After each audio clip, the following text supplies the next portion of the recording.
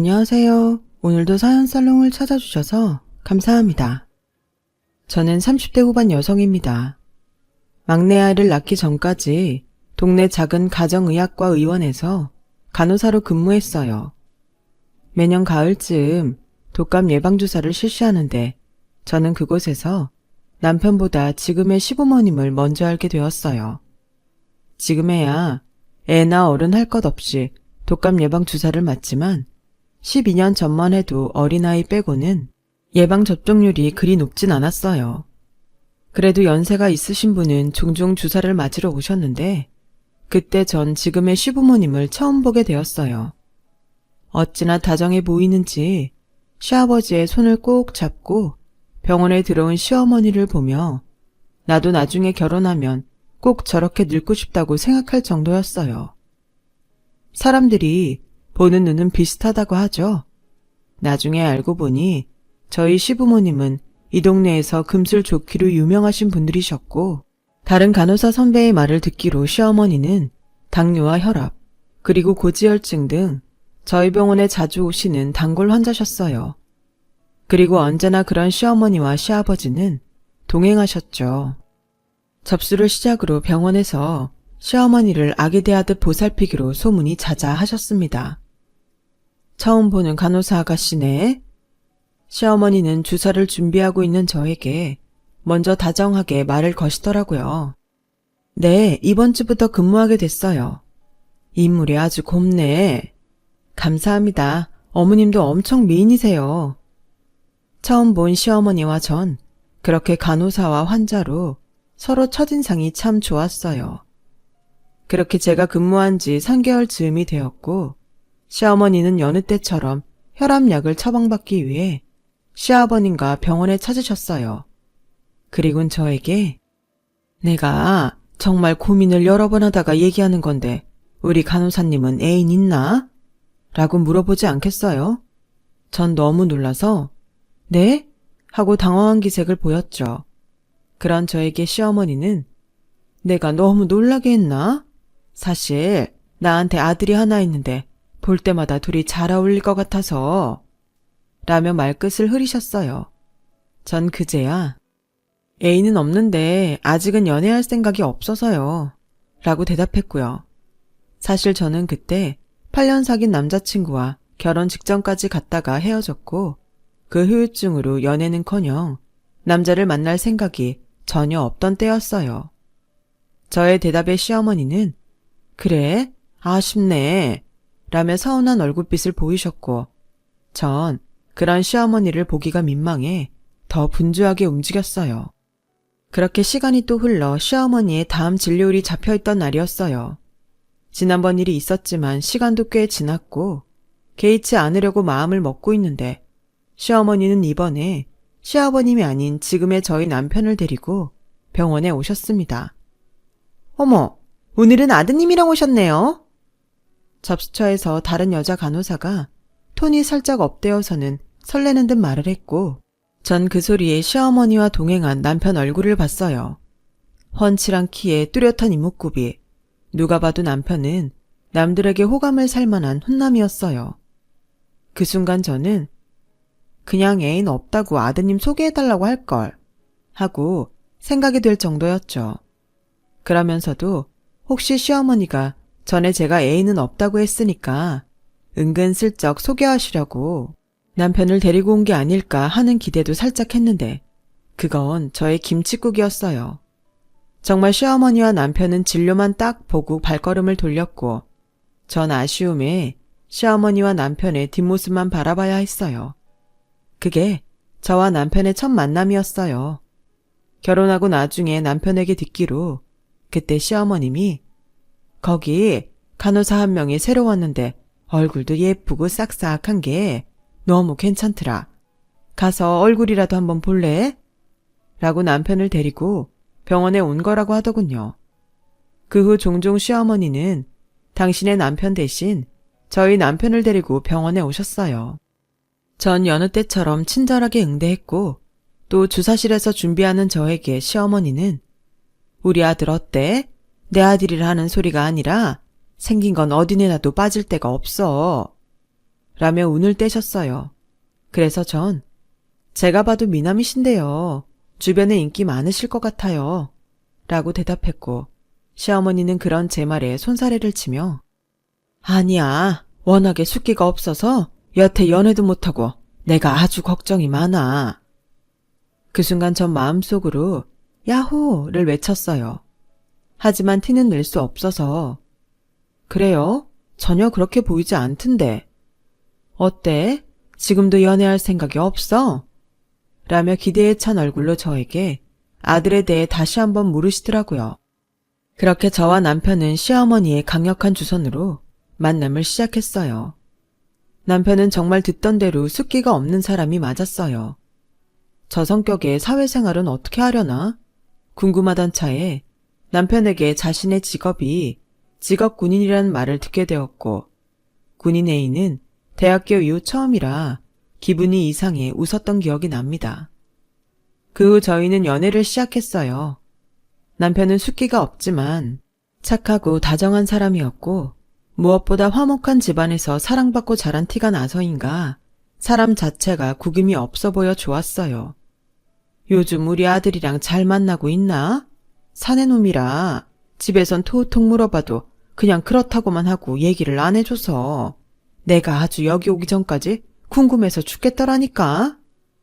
시어머니는 그렇게 병원에 진료가 있는 날이면 당신 아들의 여자친구인 저에게 그동안 궁금한 것들을 풀어놓았죠. 그 덕분에 저의 연애는 병원에서 공공연하게 드러나 늘 화제거리가 되었어요.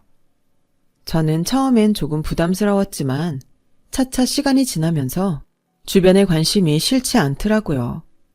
저희는 2년의 연애 끝에 결혼을 하게 되었어요. 그 아버지의 그 아들이라고 시어머니를 왕비처럼 대하시는 시아버지를 따라 저희 남편도 저에게 무척 잘하는 사람으로 저희는 연애 때도 결혼을 준비하면서도 싸움 한 번 하지 않고 신혼생활을 이어갔습니다. 저희 연애사와 결혼설은 병원에서 내내 화제였어요. 환자가 직접 당신의 아들을 주선했으니 여자들 많은 간호사 무리에선 부러움 반 신기한 반으로 전 늘 연예인처럼 질문 세례를 받곤 했죠. 자기 시아버님은 집에서도 그렇게 어머니한테 잘해? 사실 우리 사이에선 남편이 젊었을 때 속 꽤 썩이고 저러시는 거 아닌가 했었거든. 그 순간 저는 그런 게 왜 궁금할까 하며 이제 저도 식구라고 그 말이 꽤 기분이 좋지 않더라고요. 집에선 더 엄청 잘하세요. 우리 아버님은 그냥 그런 게 몸에 배인 사람인 것 같아요. 나중에 저 없을 때 또 누가 그런 소리 하면 그땐 언니가 저 대신 아니라고 말 좀 해주세요. 라고 말했어요. 그러자 간호사 선배 언니는 어색하게 웃으며 알겠다고 하곤 딴청을 피우다 다른 곳으로 가더라고요. 전 그 모습에 속이 다 시원했습니다. 그때였어요. 진료일도 아닌데 시어머니와 시아버지께서 병원에 오셨고 손엔 분식집을 털어오신 듯 묵직한 봉투가 2개나 들려 있었습니다. 어머님, 아버님, 여긴 어쩐 일로? 요 앞에 시장 보러 왔다가 간식이나 좀 사줄까 하고 왔다. 혹시 방해되는 건 아니지? 시어머니는 저에게 혹시나 민폐일까 물었고 전 아니라고 괜찮다고 말했어요. 내가 병원에 냄새나고 안 좋아할 거라고 해도 네 시어머니가 한 사코 사들고 가자고 하지 않겠냐. 요즘 내가 이 사람한테서 너 때문에 순번이 뺏겼다. 내가 좋아하는 약과는 걸어가기 멀다고 안 사주고 내가 아주 너한테 질투가 나서 못 살아. 아버님은 그렇게 농담처럼 말했고 전 웃으며 2분의 모습에 흐뭇해서 얼굴 가득 미소를 지었어요. 덕분에 간식 턱도 싸서 주변엔 시댁 잘 만났다며 부러움까지 사고 퇴근하기 전까지 내내 기분이 좋더군요. 저희는 관사가 아닌 시댁 근처 작은 빌라에 신혼집을 얻어 살고 있었는데 직업군인 남편이 종종 훈련 때문에 집에 오지 않으면 전 마치 딸처럼 시댁에 가서 지내곤 했어요. 저로서는 밥도 얻어먹고 집안일도 안 해도 되니 안 올 이유가 없었죠. 그런 저를 시부모님은 물론이고 남편도 싹싹한 며느리라며 좋아했어요. 한 치 앞도 모르면서 제 앞날은 지금처럼 계속 아무 일 없을 거라고 생각했죠. 시어머니가 쓰러지시기 전까지요. 지병을 앓고 계셨지만 워낙에 관리를 잘하고 계셔서 큰 걱정은 없었던 저는 시어머니가 쓰러져 구급차에 실려갔다는 소식을 듣고 놀라서 근무 중에 큰 병원 응급실을 찾았어요. 그런데 이상하게도 늘 어머니 옆에 붙어 계시는 아버님이 보이지 않았어요. 그리고 잠시 후 아버님이 아닌 부대에서 소식을 들은 남편이 병원에 도착하더라고요. 어머니는 당뇨병성 케톤산 혈증이었어요. 저는 어머님의 검사 결과가 나오기 전부터 계속 아버님에게 전화를 걸었지만 핸드폰 전원이 꺼져 있었고 의식이 희미하셨던 어머니는 곧 의식을 찾으셨죠. 하지만 그렇게 시어머니를 다시 댁으로 모시기는 불안했어요. 그래서 저희는 입원 소속을 밟았고요. 그렇게 병원에 시어머니를 모셨고 시어머니는 종훈이는 밖에 잠깐만 나가 있어라. 서희랑 할 얘기가 있어. 라고 하시더라고요.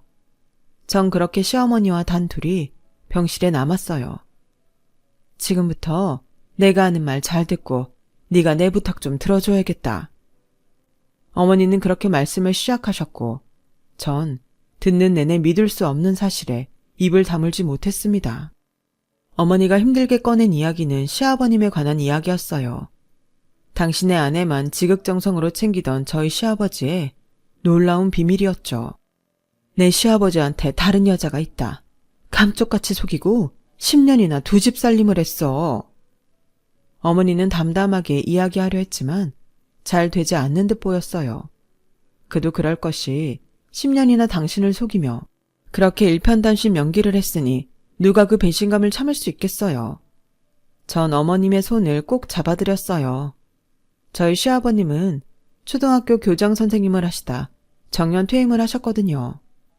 어머니는 그 내연녀가 아버님이 학교에 근무할 때 만난 사람이라고 하셨고 직접 듣기로 그 내연녀는 아버님이 근무하는 학교에 다니는 손주를 아들 내외 없이 도맡아 보살피던 학부형이라고 하시더군요. 세상에 교장 선생님과 학부형의 만남이라니. 지금 생각해도 어떻게 그럴 수 있지 하며 놀랍기만 합니다. 저는 어머님이 어떻게 그 사실을 아셨는지 궁금해서 조심스럽게 여쭤봤어요. 그러자 어머니는 요즘 들어 꾸준히 관리하는데도 몸이 좋지 않아서 이러다 큰일이라도 나지 싶더라. 그래서 큰 병원에 가봐야겠다고 생각하다가 예전에 들어놓은 보험에 혹시 뭐라도 이용할 수 있는 게 있나 싶어서 찾아봤지. 근데 글쎄 거기서 처음 보는 전세계약서 한 장이 나오지 않겠니?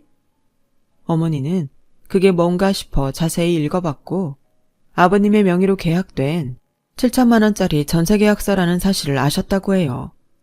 그 순간 너무 어이가 없어서 아버님께 물어볼까 하다가 직접 그 주소로 택시를 타고 가보셨는데 거기서 두 집 살림을 하는 아버님과 딱 마주치신 거였습니다. 보고도 믿을 수가 없었는데 당신보다 한 10살은 어려 보이는 여자와 다정한 모습을 보니 믿지 않을 수가 없었다고. 그래서 당장에 아버님과 내연녀 앞으로 가서 난생 처음으로 아버님의 멱살을 잡으셨대요. 그러자 놀라신 아버님은 당황하시다가 어차피 알게 된 거 어쩔 수 없다는 듯 당신의 바람을 커밍아웃 하셨답니다. 그리고 더 황당하게 아버님은 저희 어머님께 이혼해도 좋고 별거해도 좋아. 당신이 원하는 대로 해줄게. 라며 당당하게 말씀하셨대요. 시어머니는 그 충격에 혈압이 오르셨고 마치 온몸으로 분노가 폭발하듯 복통과 함께 앞이 보이지 않더니 그 자리에서 쓰러지셨다고 하더라고요. 전 들어도 도무지 믿을 수가 없었어요. 그렇게 어머니만 위하셨던 아버님이 10년이나 다른 여자를, 그것도 살림을 차렸다는 게 상상조차 되지 않았거든요. 하지만 나중에 구급대를 통해 알게 된 사실에 전 어머니의 말을 믿지 않을 수 없었는데요. 황당하게도 저희 어머님은 아버님의 내연녀가 신고한 구급차에 실려오셨더라고요. 저는 마치 제 남편이 저를 속인 듯 화가 나서 아버님께 직접 확인해야겠다고 흥분했어요. 하지만 어머니는 그런 저를 말리며 동네에 보는 눈도 많고 저희 남편이 알면 충격에 빠질 거라 이 일을 조용히 덮고 싶다고 하셨습니다. 저는 그런 어머니가 답답해서 10년 동안 감쪽같이 속으셨는데 안 억울하세요? 저는 조용히는 못 덮어요. 오빠한테 얘기해서 그 내연녀도 가만 안 둘 거예요. 라고 말했고 시어머니는 제 손을 잡으시며 당신 부탁이니 제발 조용히 내연녀를 정리할 방법을 알아봐 달라고 하셨죠. 저는 마치 큰 숙제를 받고 돌아온 사람처럼 집에 와서 끙끙 앓았어요. 소문이라도 날까 싶어 누구한테도 의논하지 못하고 혼자만 소갈이해야 했어요. 저는 일요일에 남편에게 어머니의 병간호를 맡기고 친정에 일이 있다고 거짓말을 하고는 그리고 어머니에게 받은 주소로 찾아갔습니다. 택시에서 내리자 적당히 연식이 있어 보이는 빌라 앞에 와 있었고 떨리는 손으로 초인종을 누르고 현관문이 열리기까지 마른 침을 삼키며 긴장했어요. 그리고 곧이어 문이 열리고 아버님의 내연녀로 보이는 분과 마주하게 되었습니다. 누구세요? 그분은 저를 알 리 없으니 낯선 이를 보듯 누구냐고 물었고 전 곽동근 씨 며느리예요 라고 말했어요.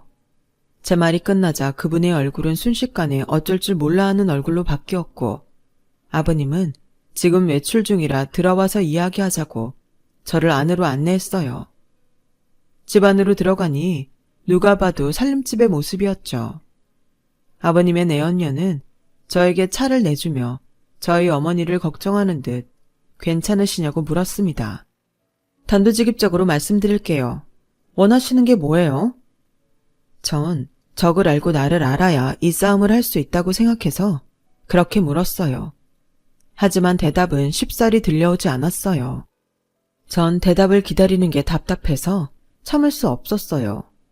다그치려는 그 순간 현관문이 열리는 소리가 들리더라고요. 예상대로 저희 아버님이더군요. 시장이라도 다녀오신 듯 바퀴 달린 장바구니를 들고 오셨는데 예상하지 못한 저희 등장으로 아버님은 놀라신 듯 보였습니다.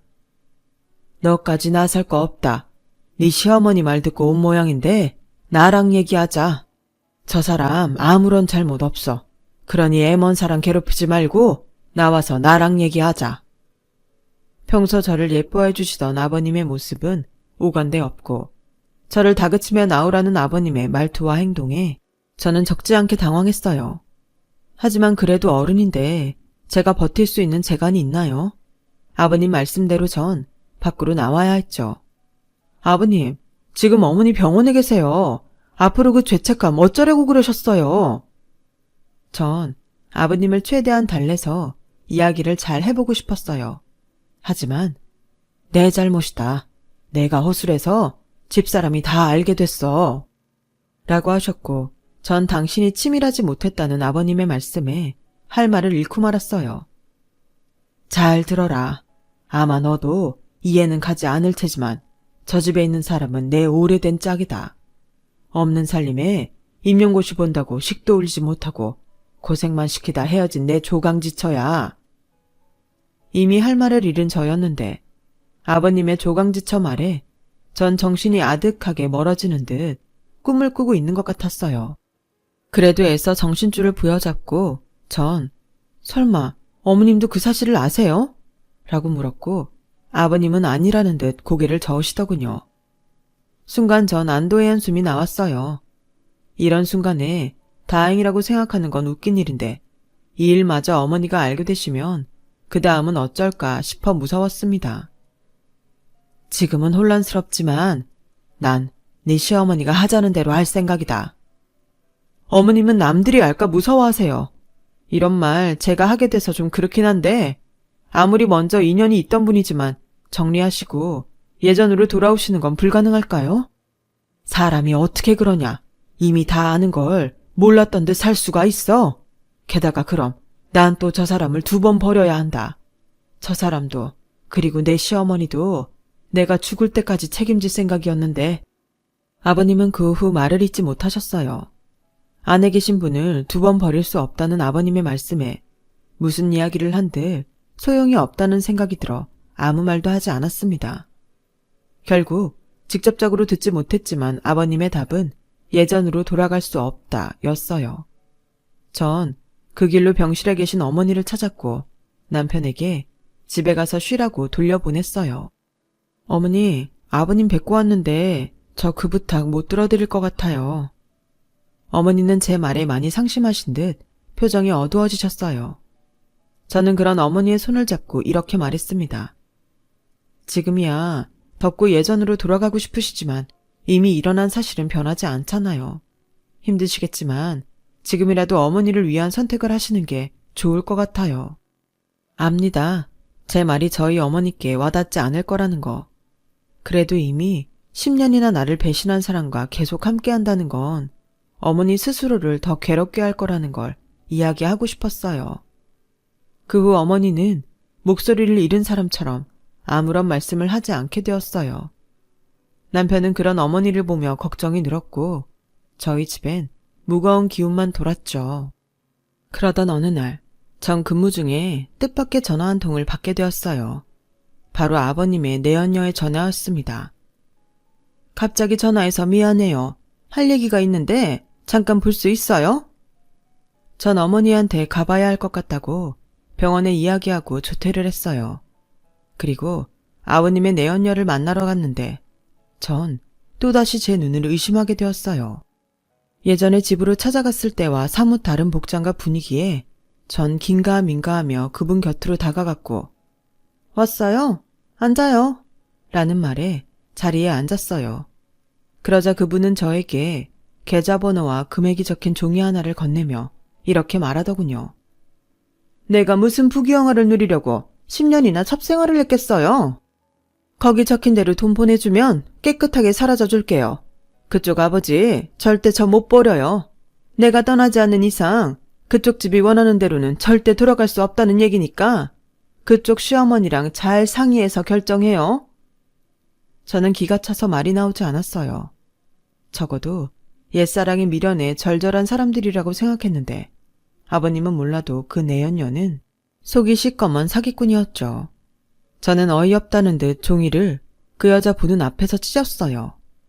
제 행동에 놀란 여자의 표정은 정말 가관이었고요. 전 순간 핸드폰을 들어 찢어진 종이 조각과 그 여자의 사진을 찍었어요. 난 이 사진 한 장이면 이 문제를 해결할 수 있을 것 같은데요. 그럼 안녕히 가세요. 아, 어머니한테 얘기해서 상간녀 소송도 할 거예요. 우리 아버님이야 10년 동안 당신한테 노란한 거니 아마 당신이 원하는 대로 되진 않을 것 같네요. 전 제 앞에 놓인 냉수를 한 번에 원샷했고 시원한 얼굴로 그 자리에서 일어났습니다. 그러자 그 여자는 어디서 그런 힘이 생겼는지 저를 붙잡고 제 핸드폰을 뺏으려 했고 전 그런 그 여자를 밀어버렸죠. 여자는 비명을 질렀고 전 그 사이에 그 여자를 뿌리치고 거기를 나왔습니다. 그리고 곧장 아버님을 찾아갔어요. 아버님 앞에 제가 사진 2장을 내밀고 이야기하자 아버님은 현실을 부정하듯 혼란스러워하셨고 전 아버님께 이렇게 말했습니다. 선택은 아버님이 하세요. 전 솔직히 아버님께 실망했어요. 아버님은 비겁하게 선택을 어머니한테 미루셨고 좋은 사람인 척 어머니를 기만하셨어요.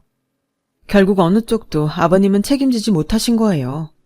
지금이라도 비겁하게 굴지 마시고 사퇴 파악 잘하세요.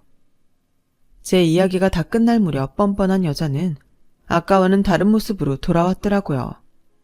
마치 제가 어디서 비슷한 사람의 사진을 구해온 듯 놀라는 연기를 선보이는데 참 어이가 없었습니다. 하지만 예전 아버님 말씀대로 몰랐으면 모를까 사실을 안 이상 예전으로 돌아갈 수는 없었어요. 아버님은 그토록 애틋했던 당신의 조강지처에게 사실이냐며 추궁했고 여자는 딱 잡아떼며 제가 꾸민 짓이라고 뒤집어 씌우려고 했지만 며느리가 무슨 수로 그 사진을 찍나며 아버님은 배신감에 치를 떨었습니다. 그러자 그 여자는 울며 불며 억울해서 그랬다고 10년 동안 죽어 지내면서 그 자리는 자기 자리인데 저희 어머니가 다 누리고 산다며 억울해서 돈이라도 뜯어내고 싶었다고 이실직고 하더군요. 아버님은 끓어오르는 분노에 집안 살림을 전부 부수기 시작하셨어요. 그리고 그 자리에 계속 있기가 좀 그래서 전 빠져나왔어요. 밖으로 나오니 여자의 우는 소리가 현관을 넘어 제 귀에 들렸어요. 차라리 정말로 애틋한 관계로 남지 저게 뭔가 싶어 측은한 마음이 다 들더라고요. 그 후 전 시어머니에게 이 사실을 모두 이야기했어요. 제 이야기를 들은 어머니는 오랜만에 자신의 목소리로 사람이 물러터져서 그런 일이나 당하고 라며 혼잣말을 하셨고 저에게 나 퇴원하련다. 의사 선생님도 아침에 나만 괜찮으면 퇴원해도 된다고 하셨어. 네 얘기 들으니까 도저히 여기 있을 수가 없구나 하시더라고요. 전 그런 어머님께 어머니는 괜찮으세요? 10년 동안 속아 지내셨는데 예전처럼 사실 수 있으세요? 라고 물었어요. 그러자 어머니는 웃으며 거야 모르지. 아직 안 살아봤는데 내가 어떻게 알겠니? 그냥 지금은 네 시아버지가 괘씸하면서도 저 양반이 어쩌고 있나 걱정이 돼서 마음이 안 편해 하시더군요. 부부가 함께 오래 살면 이런 걸까요? 저는 아직도 그때의 어머니의 마음을 다는 알지 못하겠습니다. 그 후 어머님은 퇴원을 하셨고 아버님은 식구들 볼 면목이 없다며 짐을 싸고 집을 나가셨어요. 그때까지 아무런 사실을 몰랐던 남편은 제 이야기를 듣고 당장에 그 여자를 찾아가겠다고 난리를 피웠지만 어머님이 일단 아버님을 찾는 게 우선이라며 남편을 말렸고요. 저와 남편은 어머님을 혼자 둘 수 없어 어머니의 집으로 들어갔어요. 그렇게 한 달이 지난 즈음 집에 택배 상자 하나가 도착했고 그 안엔 약초와 갖가지 당뇨와 혈압에 좋은 먹거리들이 가득 들어 있었습니다. 보내는 주소는 없었지만 그 택배를 보낸 이가 아버님이라는 사실은 알 수 있었죠. 그 길로 남편은 운송장 번호에 찍힌 지역을 샅샅이 뒤졌어요. 강원도 어느 시골 장터에서 아버님을 찾을 수 있었죠. 아버님은 평생 사죄하며 살겠다고 절대 돌아가지 않겠다고 하셨어요. 남편은 뭘 잘했다고 고집을 피우시냐고 아버님을 모셔오려고 했지만 역부족이었어요. 그렇게 몇 년간 저희 시부모님은 떨어져 지내는 시간을 갖게 되셨어요. 어느새 어머님은 당신이 겪은 배신감보다 한 달 아니면 2달 만에 오는 아버님의 택배를 기다리시더라고요. 끝내 당신이 이곳 생활을 정리하고 아버님께 가시겠다고 저희 부부에게 통보를 하셨어요. 안 돼요. 거기 너무 외져서 병원도 멀고 내가 가서 아버지 설득해서 모셔올게요. 남편은 어머니의 선택에 반대했습니다. 저 역시 같은 생각이었어요. 하지만 어머니의 마음은 확고하셨어요. 네 아버지 성격을 내가 몰라? 네 아버지 절대 자기 발로 못 와. 거기 가서도 병원 잘 다니고 관리 잘할게. 무슨 걱정이야. 네 아버지가 있는데 오죽 더 잘 챙길까? 그러니까 너희는 너희끼리 잘 살아. 어머니는 그렇게 말씀하시고는 홀가분한 얼굴로 최소한의 집만 꾸려 남편의 차로 아버님께로 가셨어요. 남편 말이 원룸 같은 작은 곳에서 살림살이도 없이 사는 집에 어떻게 어머니가 계실지 걱정이라고 했어요. 그래서 전 남편에게 한 가지 제안을 했습니다. 우리도 가자. 여기 집들 정리하면 거기 어머님 아버님 집도 구해드리고 우리 살 곳도 구할 수 있을 거야. 남편은 제 말에 놀란 얼굴로 저를 쳐다봤어요. 사실 나도 이제 병원 그만두고 우리 아이 낳아서 키우고 싶어. 당신도 당신 일에 대해 다시 생각하고 있던 참이기도 했고 요즘은 일부러도 시골로 가잖아. 잘됐다. 우리도 이참에 내려가자. 남편은 재차 저에게 정말로 괜찮냐며 몇 번이나 물었어요. 하지만 저 역시 오랜 고민 끝에 내린 결정이었어요. 남편 직업에 대한 고민도 함께 있었죠. 저희의 새로운 시작에도 좋을 것 같았어요. 저는 괜찮다고 말했고 3개월 뒤 시부모님을 따라 거주지를 옮기게 되었죠. 몇 달 만에 본 시부모님의 모습은 예전 모습 그대로였어요. 다행이다 싶다가도 정말로 괜찮을까? 걱정되는 마음이 동시에 들더라고요. 그런 저에게 어머니는 제 마음을 안다는 듯 저에게 슬쩍 다가와 너도 살다 보면 별의 별일 다 겪겠지만 내가 먼저 살아보니 그래도 부부는 떨어져 있는 것보다 같이 있는 게 더 낫더라. 지지고 볶고 싸워도 그런 상대가 있다는 게 좋아. 라고 말씀하시며 웃으셨어요. 전 그 웃음에 비로소 마음이 놓였고 아버님은 예전부터 더욱 어머니를 극진하게 대하시며 12년이 지난 지금까지 아무 일도 없었다는 듯 살고 계십니다. 어느 날인가 어머니와 차를 마시는데 이런 말을 하셨어요. 산다는 게 별거 없다. 삼시세끼 잘 먹고 아프지 않고 외롭지 않으면 그게 행복이지 뭐 있겠니? 안 좋은 생각은 좋은 생각으로 덮으면 된다. 내가 너한테 줄 세사는 많이 없지만 사는 동안 내 지혜는 주마. 그게 내가 지금까지 네 시아버지랑 잘 사는 비결이다. 전 웃으며 아무리 지혜가 있어도 남편이 협조하지 않으면 그건 불가능해요, 어머니. 그냥 재산을 주시는 게 제가 좀 더 빨리 행복할 것 같아요. 라고 농담으로 말했고 어머니는 당황한 얼굴이셨다가 크게 웃으셨어요. 저희는 그렇게 사소한 일에도 웃고 살려고 합니다. 요즘은 아이들까지 있어 저희 가족은 웃는 날이 더 많아졌어요. 그 덕분인가 어머니의 건강은 더욱 좋아지셨고요. 요즘 사소한 것도 많이 웃고 살아요. 그러면 웃으면 그 웃음이 또 웃음을 데리고 오는 것 같습니다. 그렇게 살다 보면 그게 화목이고 행복이 아닐까요? 지금까지 긴 이야기 들어주셔서 감사합니다. 부디 많이 웃으시고 행복하세요. 여러분, 사연 댓글에 응원과 현명한 조언 부탁드려요. 좋아요와 구독은 저에게 큰 힘이 됩니다. 오늘도 좋은 일 가득하세요.